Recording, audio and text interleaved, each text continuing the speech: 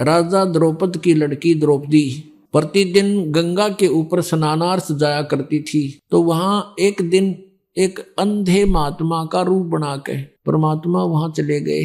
अब द्रौपदी अपनी सहेलियों के साथ वहां पहुंची। महात्मा अंधे थे, नहा रहे थे, उनके पास कोई अन्य वस्त्र नहीं था, ओनली एक लंगोट था जो उसने बांध रखा था और वो बह गया पानी में। और फिर उसको वस्त्र कहाँ मिलेगा? अब द्रौपदी ने अपनी साड़ी पाड़ के और जल में बहा दी कि महात्मा का हाथ लग जाएगी और ये इसको कौपीन बना के बाहर निकल जाएगा। कहने लगा, बेटी आज तने मेरी इज्जत राखी है, मेरा पर्दा रखा है, भगवान तेरी इज्जत रखेगा। जुए में युधिष्ठिर ने सब राज्य भी दाव पर लगा दिया। उसने सोचा द्रौपदी ने और लगा दूं, हो सकता मेरा राज्य वापस आ जाए, और द्रौपदी भी हार गया। दुर्योधन ने जीत लिया। अब तुझे लेने आ रहे हैं और तुझे नंगी करेंगे वहां पे। अब इतने में दुशासन पहुंच गया और पकड़ कर उसके बाल यहां से घसीट के लाया, नो बुरी तरह बेइज्जती करके। दुर्योधन ने कहा कि इसको नंगी कर दे, इसकी साड़ी चीर उतार दे।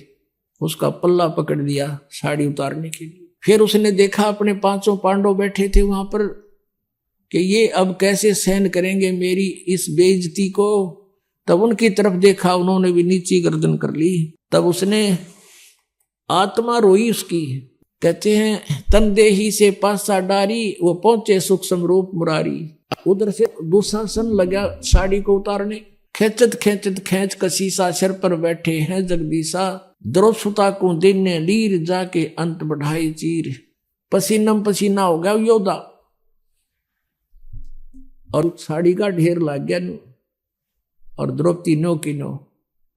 और उस अंधे को दिया हुआ दान तेरा यूं फल गया। तब कहते हैं कि एक लीर के कारण मेरे हो गए चीर अपार। जब मैं पहले जानती तो सब कम देती वार। इसे महापुरुष को और एक इतना दान करने से आज मेरी इतनी इज्जत रही है। यदि मुझे पहले पता लग जाता तो ना जाने क्या नुछावर कर देती उस महापुरुष के लिए।